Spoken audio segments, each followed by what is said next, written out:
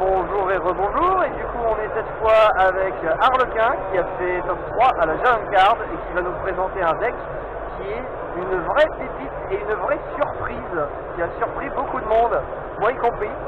On s'est pas croisé sur le bracket, non, mais tu m'as parlé de ton deck, j'ai vu ce que c'était et j'ai qu'une envie, c'est le faire chez moi et tester ça.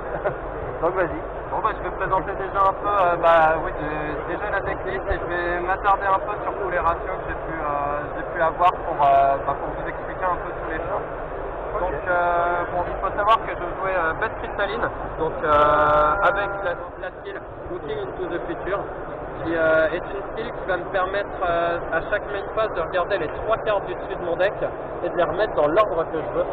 Et la seule restriction, et c'est une petite restriction, c'est que je ne peux pas activer de magie le tour où elle est retournée. Et je la retourne à main phase de la skill. Donc je jouais déjà en premier 3 bêtes cristalline Pégase de Saphir. Tout simplement parce que c'est la meilleure, c'est celle qui va venir développer le jeu. Lorsqu'elle est invoquée, normalement ou spécialement, tu peux directement set une bête cristalline de ton deck ou du cimetière sur le board en zone magie et piège. Et c'est le meilleur starter en soi. En plus, elle permet de reshuffle le deck tout en vidant le ratio de monstre qui est combo avec la skill. 3 Pégase. 3 bête cristalline, tigre de topaz. Généralement, c'est les ratios que l'on garde. Alors, elle est un peu moins intéressante que le Pégase, mais elle reste quand même cool. Après, elle passe à 2000 en battle. Exactement, elle passe à 2000 en battle.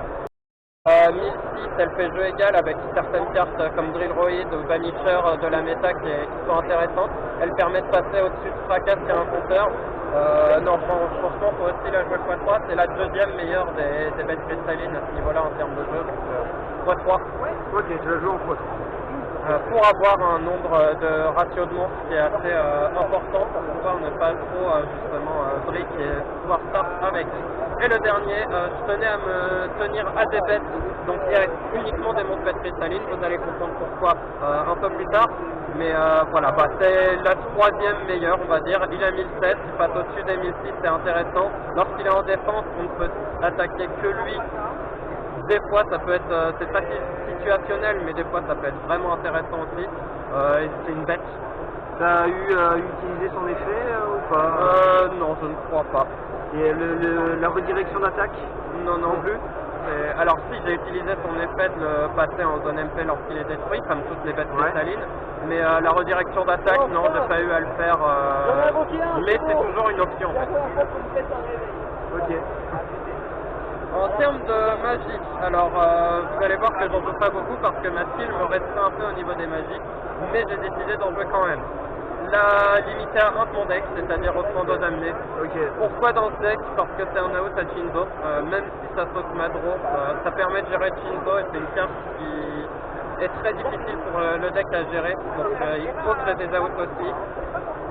Et vous allez voir que c'est pas la même chose. Et justement en deuxième out, Book of Moon, donc il va être une des cartes limitées à 3 que je vais jouer. Tout simplement parce que c'est aussi un out à Jinzo, c'est une carte magie rapide, oui, donc je joue que des magies rapides pour être combo avec ma skill qui va faire que je vais pouvoir les activer pendant le tour adverse, quand ma skill est retournée. Donc elle est hyper versatile, c'est actuellement une des meilleures cartes du spirituel depuis sa sortie et c'est pas pour rien qu'elle est limitée à 3. Je pense pas que j'ai besoin de développer plus. Alors si, l'intérêt aussi de cette carte qui est vraiment cool, c'est que c'est un out à Dargaïa, surtout dans cette version. Pourquoi? Parce que s'il déclare l'attaque et qu'il passe mes monstres en position d'attaque, en battle step, je peux faire un Book of Moon, le repasser en position de défense, et du coup je résiste à l'OTK. Enfin, je prends pas les dommages de combat et je prends pas OTK. Tu peux pas le faire sur Dargaïa? Non, parce que souvent il va faire fusion des... avec Dark Fusion. Dark Fusion, il est pas ciblable. Fusion des ténèbres, il peut tuer son propre monstre, alors Coffering n'est pas un out en soi. Sauf si j'ai un combo avec Conclave, mais bon, ça demande des ressources vraiment très spécifiques. Ok. Donc que de magie alors. Que de magie, exactement. Et là on va passer au piège. 3 conclaves du cristal, meilleur piège du deck. La raison pourquoi je joue l'archétype aussi, c'est une piège qui fait tout. Elle permet de, lorsqu'une bête cristalline est détruite au combat ou par effet de carte, et c'est pas forcément ceux de l'adversaire, et ça a une grande importance. Tu peux respect, c'est ainsi, ça ne miss-timing pas, c'est incroyable. Et en plus, elle a un autre effet de pouvoir s'envoyer au cimetière en code, cibler une carte bête cristalline sur le terrain, qu'elle soit dans les zones MP ou monstre. Tu renvoies tout en renvoyant des cartes du bord adverse en main. Tu peux faire ça pour l'assaut final, tu peux faire ça pour contrôler, enfin, c'est ultra versatile. J'ai pas besoin de détailler plus, vraiment l'archétype est joué pour jouer cette carte, elle est trop forte. Ok. La MVP de ce petit tournoi, Ça c'est la petite surprise. Ce à quoi personne s'attendait trop, pas à fois 3 en tout cas, et c'est pourquoi je ne joue pas de dame guerrière DD ou autre, et je me tiens vraiment à des bêtes uniquement. Parce que justement... Charge intrépide violente. Exactement. Donc je cible un monstre bête que je contrôle et un monstre contrôlé par l'adversaire. Je détruis le monstre bête que je contrôle et je renvoie le monstre contrôlé que j'ai ciblé par l'adversaire dans le deck. D'accord. Donc ça, dans cette méthode, c'est hyper intéressant parce que macro, comme on a pu le voir en plus, Steven était assez présent. Déjà, c'est une carte qui est align sous macro, contrairement à Conclave du Cristal qui, comme c'est un cost, a besoin de s'envoyer pour pouvoir générer de la ressource. Elle est alive, et elle peut renvoyer de survivants DD dans le deck.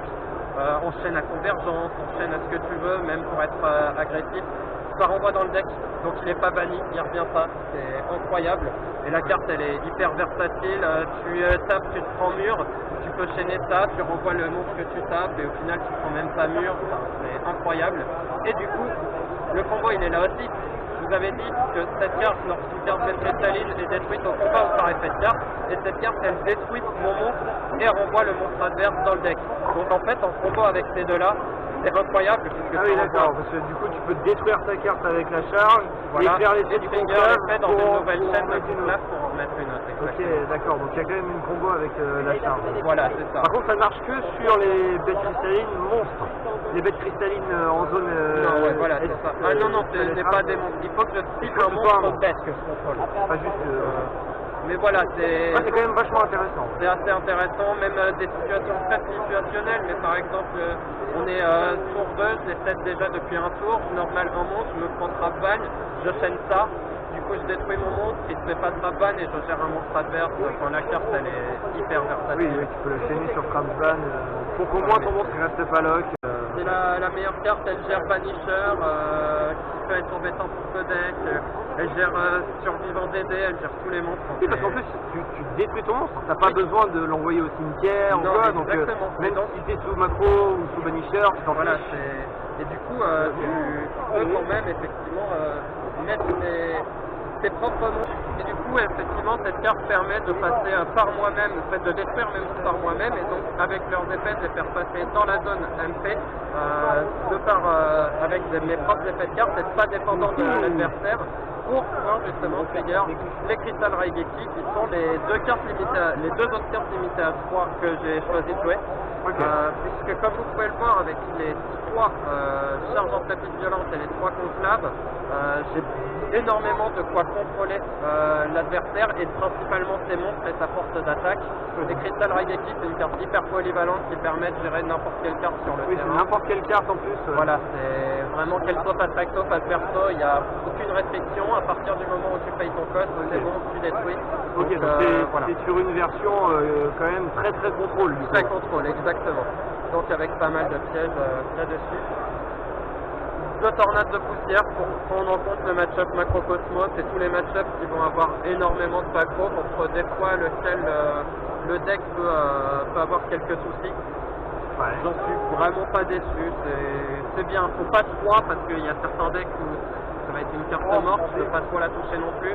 Mais d'autres c'est vraiment bien, avec la skill tu peux l'accélérer un peu, c'est vraiment cool. Je suis pas déçu de ce ratio là. Est-ce que tu as utilisé du coup le deuxième effet de 7? Ça m'est arrivé quelques fois, oui. C'est pour jouer principalement pour jouer autour de 15 flush, effectivement. Autour de 15 flush, Post-side, ouais. Ok. Et la dernière, pour la 20e carte, je joue à 20, effectivement. Je joue à 20, ouais. Gravité 0, en 3-1. On la voit dans tous les decks. Ouais, on la voit dans tous les decks. Et... alors dans celui-ci, on va dire le but c'est de gérer les monstres, donc on ne comprend pas trop pourquoi on peut avoir sa présence en x1, il pourrait y avoir d'autres cartes, mais j'ai choisi celle-ci pour prendre en compte le match-up d'Argaïa tout simplement, avoir un maximum de cartes qui peuvent permettre d'être une réponse et de survivre. Donc ça c'est fort, Book of Moon c'est une réponse aussi, il ne m'en fallait un minimum parce que comme beaucoup de mes cartes cibles, s'il résout Fusion des Ténèbres, sa carte elle est inciblable et s'il me tape à 7005 le tour où elle est inciblable, bah, j'ai perdu. Donc il faut pouvoir survivre et du coup je me garde 2 outs réels, on va dire au deck, que j'accélère ces outs réels avec effectivement la skill Looking into the Future. En fait c'est pour ça que je joue des magies rapides, puisque une fois le tour adverse arrivé, et ben, je peux activer mon livre de la vie, de la lune et mon offrande. Donc, voilà, Très peu de magie, et le peu que ça, c'est des magies rapides. Voilà. Pour les utiliser un peu comme des pièges en fait. Exactement, c'est ça. Et le but c'est d'avoir un maximum de cartes qui permettent de contrôler, le board d'attaque. Oui, en fait, c'est d'abord, tu vas d'abord chercher à contrôler le board avant de vouloir faire des dégâts en fait. Le Exactement. but c'est vraiment de gérer tous les monstres adverses, C'est ça. d'épuiser ses ressources, et une fois qu'il a plus de ressources, tu peux attaquer entre guillemets. Tes ressources sur le terrain, on va dire. Parce qu'en Sur le un des terrain. fois, effectivement, ça m'est arrivé énormément de fois de faire des conclaves pour renvoyer un monstre en main. Il avait 4 cartes en main, sauf que j'avais j'avais plus assez de points de vie, j'avais trop de présence et du coup j'attaquais juste. Et, au bout d'un moment, il perdait. C'est vraiment le contrôle du board. Voilà, exactement. Et c'est pour ça que je me permets de mettre que 2 outs aussi à Jinzo réellement, parce que le but c'est pas de laisser de monstres adverses sur le terrain. Et donc, si on part de ce principe-là, normalement t'es censé ne jamais avoir de monstres sur le terrain à sacrifier pour ça. Ouais. Sauf si j'ai les outs, où là je verrai en fonction, je laisserai peut-être le Jinzo arriver. Oui, parce que je sais si t'as un out, personnellement, tu peux laisser un monstre, sinon exactement. tu veux pas qu'il y ait de monstre. Voilà, c'est ça. Ok. Pour l'extra, cybertrancheuse, ultime, soldat dragon à la canne pour empêcher d'être ciblé, Ojama roi et le renoncer. C'est principalement pour Waking the Dragon. On a littéralement le même extra deck Waking the Dragon en fait. Bah oui, c'est les meilleurs targets. Hein. C'est les meilleurs targets. C'est peut-être à En fait, l'ultimate moi White, ce que j'avais même avant qu'elle sorte, j'avais à la place de cybertrancheuse, j'avais l'ultime dragon blanc aux yeux bleus. Et c'est vrai que en fait elle est plus sympa parce que si on a besoin de puissance de feu, à 500 points près on a le cyber ultime. Voilà. Et elle par contre elle peut avoir des effets en fonction du nombre de monstres. Exactement, Et et les si effets sont très l'adversaire intéressants. décide d'overextend et trigger elle est un vraiment, réveil du dragon, elle peut être Vraiment carte d'extra pas mal. flame in clutch, ouais. Ok. Donc un extra waiting. Pour un extra waiting standard, on va dire. Là, c'est pas là-dessus qu'il y a une grosse révolution. Du coup le side, Alors le side, je suis parti que sur des one-off, donc 6 cartes de side différentes. Le but, c'est d'avoir un maximum de diversité. Donc, après, étant donné que tu joues à 20 cartes, ça va, tu arrives à les voir voilà, assez et régulièrement. avec ma skill, je peux les turbo un peu plus vite là-dessus. Donc on va dire les cartes de diversité et de side contre Dargaïa, pour avoir un maximum de réponses différentes. Ça c'est des réponses différentes à Dargaïa. Ok. Voilà, donc j'en rajoute, généralement j'enlève les Dust, j'enlève les Crystal Raigeki ou des choses comme ça, et je remplace tout ça par ça. Le but c'est d'avoir un maximum de réponses différentes pour pouvoir gérer un maximum de mains différentes qu'il peut avoir. Parce que c'est ça le problème de match-up d'Argaïa, c'est que des fois il peut avoir des mains où Ruin va pas suffire à elle seule parce qu'il va avoir fusion plus la convocation. Et des fois il va avoir des mains où si tu taux la fusion et que tu lui envoies la fusion au grave, il va faire que des convocations. Et du coup tu peux cibler ces monstres et du coup tu as plein de cartes conclaves et Game Breaker, charge et Game Breaker, etc. Réveil du dragon, si il décide de le détruire et que tu fais soit lui ou soit lui, s'il n'a pas Griffe Noël derrière, c'est compliqué, il ne peut pas passer, ce genre de choses. Ok. Donc voilà. Est-ce que ça peut être, en dehors de Dark Gaia, tu peux l'utiliser pour d'autres types de decks? Cohue, c'est pour gérer aussi contre Vampire, généralement gérer les coccinelles, parce que j'ai quand même besoin d'attaquer assez vite un moment, après avoir géré le retour. Donc Cohue, pour gérer les coccinelles, c'est une carte qui est hyper forte dans la méta. Voilà, c'est cool. Queen, même chose, contre toutes les Unchain, Beatdown, Joey, effectivement je la rentre pas, mais contre le reste, je peux les rentrer. Par exemple, contre Dark Scorpion, c'est incroyable. Donc voilà, c'est des cartes vraiment qui sont sympas à avoir. Et réveille aussi, en fait, Fast Sight, je la rentre souvent pour punir en fait les buts royales, les pets MP, etc. qui voudraient effectivement gérer mes MP. T'as tendance à jouer beaucoup de sets, tu te retrouves souvent avec 3 sets sur des MP? Ça dépend, généralement en fait en fonction des mains que j'ai, soit je décide de me rendre alive, généralement en triggerant son effet avec mes 3 sets, soit je décide de jouer autour, et généralement je fais pas l'effet du Pégase quand je fais ça. Ça dépend vraiment des situations de jeu, ça, il faut jouer le deck pour comprendre un peu comment gérer ça en fait. Okay. C'est très difficile de l'expliquer là-dessus. Mais si vous connaissez le format, que vous connaissez bien les limites de votre deck et du deck adverse, normalement voilà, on n'est pas sensible de manière on n'est pas sensible de manière ingérable à Suite Royale. Okay. Une dust contre les match-up macro notamment pour gérer les macros. T'en as déjà une dans le main, non? J'en ai déjà 2 dans le main et là je mets la 3e. En fait c'est pour gérer tous les match-ups qui auront un maximum de cartes, même contre Roid, hein, tu peux les avoir rapidement pour péter la skill et le terrain, enfin le terrain skill le plus rapidement possible et du coup il ne se développe pas. On a besoin de la 3e. Donc une 3e Donc une 3e qui rentre là-dessus. Et la dernière, Suite Royale, pour le match-up macro, tout simplement parce que s'il met des macros et qu'il veut rendre live complet convergence et qu'il veut avoir une autre tête à côté, parce que convergence, une fois que moi, ça ne suffit pas en soi pour le deck, surtout quand son deck, donc il a généralement besoin d'avoir une tête en plus et c'est là où ça va le punir. Ça marche très bien aussi contre l'héroïde. Ça marche très bien aussi contre l'héroïde. Après voilà, l'héroïde se part peut-être plus sur les tests. Donc disons que Suite Royale c'est vraiment pour les match-ups macro ou le match-up miroir éventuellement. D'accord. Ok. Voilà à peu près pour la decklist. Ouais vraiment, je répéterai MVP de cette carte qui a fait sa surprise mais qui est vraiment incroyable dans cette méta et dans le deck actuel. Je dis bien actuellement parce qu'il y a des moments où des périodes où elle a été beaucoup moins forte, mais là on est dans un format où elle répond à toutes les problématiques du deck et c'est vraiment, enfin voilà. J'en suis très satisfait et mon ratio de cette monstre bête vont bien faire. Ok.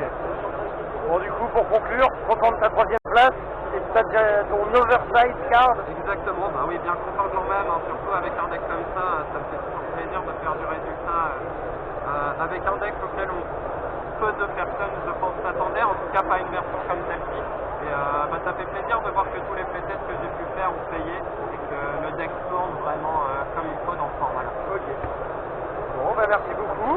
Merci à toi. Et puis on se revoit bientôt en remote. Exactement. Pour te mettre. Voilà, pour essayer de me ranger. Voilà, exactement. Bon, merci beaucoup et puis des bisous.